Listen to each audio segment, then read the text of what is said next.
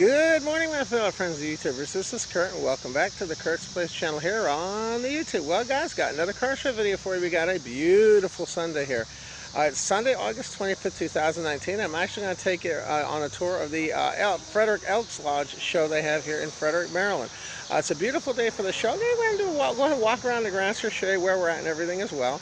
I want to mention, if you want to click the subscribe button, feel free to do so that way you can keep up with all my current videos. Also, when you're watching a video, if you click that little bell icon, that'll let you know when I have any videos coming out as well. If you have any comments, leave them in the section down below. And also, if you like me, so don't forget to smash that like button as well. And I also want to mention that I have a couple videos coming up now. I just completed my Labor Day special 2019 video.